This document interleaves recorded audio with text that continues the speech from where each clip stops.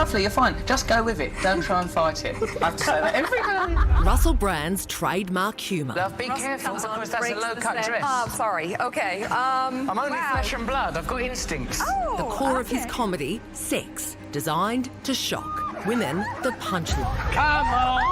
Does it? Don't be afraid of your own sexuality. Do be a bit afraid of mine, though. Again. What I do is I make absolutely sure that it is a woman, then cut her freak. And again. Oh, and also I someone once. I killed her after.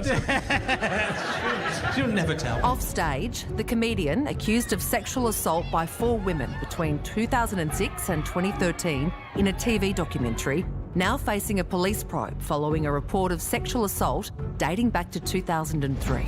While more accusations are widely tipped. Once the bubble is broken, what is now called the Me Too movement generally empowers victims to come forward, and that seems to be happening at a pace. Pressure mounting on the broadcasters to reveal who knew what, when. So many people don't say anything. It's easier to get rid of, say, a runner or a driver and just gloss it over than to lose their big talent that they're paying big money for. They sort of allow you to behave in a certain way, don't they? Yes. You are allowed, you're enabled to Enabled is a good word. And one of Brand's accusers, known only as Alice, speaking for the first time since the doco aired, to claim she was picked up from school aged 16 and taken to Brand's house in a BBC car. It's the biggest open secret going. You don't have to be an investigative journalist to have conversations with somebody who has an awful experience with him or somebody knows something. Brand strenuously denies the allegations and says the relationships he had were always consensual. These 2 mainstream media outlets are trying to construct, apparently, in what seems to me to be a coordinated attack. It's insulting, and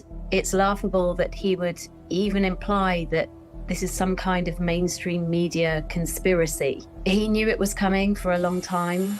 Brand, a comic turned YouTube conspiracy theorist. Curious that just when this investigation was starting, he managed this whole kind of personal reinvention towards wellness.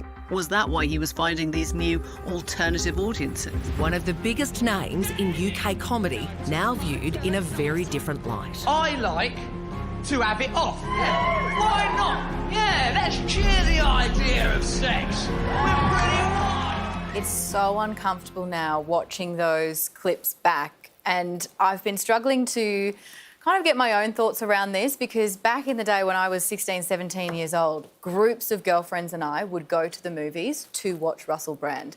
Like, we wanted him to bring that sense of humour, to be that taboo, risque Lothario, because we hadn't seen anything like that before. So the sex thing was a major aspect? It really was, and I think for society as a whole, like we were putting him up on this pedestal because that was his shtick, that's what he was giving us. So then obviously now to look back at that with the hindsight of, 10, 20 years on, you can be like, OK, great, I'm glad that society right now, the standards seem to have shifted. But then I also think, have they? Because we keep hearing all of these horror stories about people being found out, especially in the entertainment industry.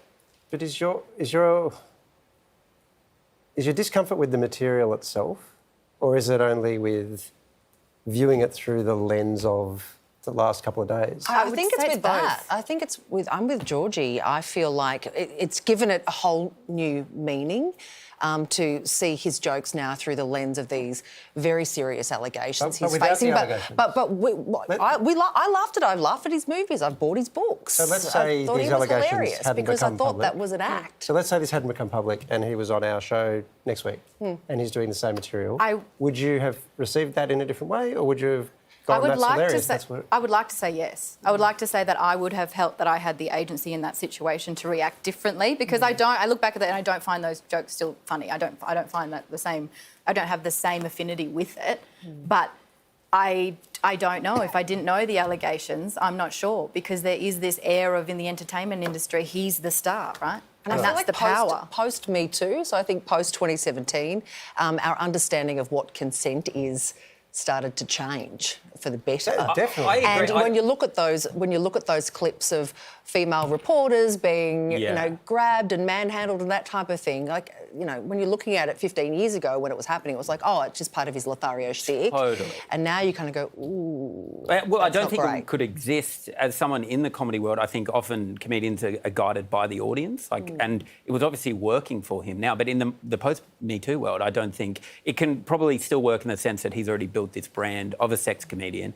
But I don't think you could start it from scratch right now. But which bit? Is it the fact that there was a lot of sex content? Or like the stuff where he's grabbing people, that's different. I think the sex content, we have... No, sex is fine, obviously, but it was all sex. He was almost branded as a sex comedian, almost. Yeah, but don't you think... I don't know that... Do you think society objects to that idea now? No, I don't think they do, but particular angles in which you explore within that area. Like, I think people would let you know that we don't like that or we don't accept it.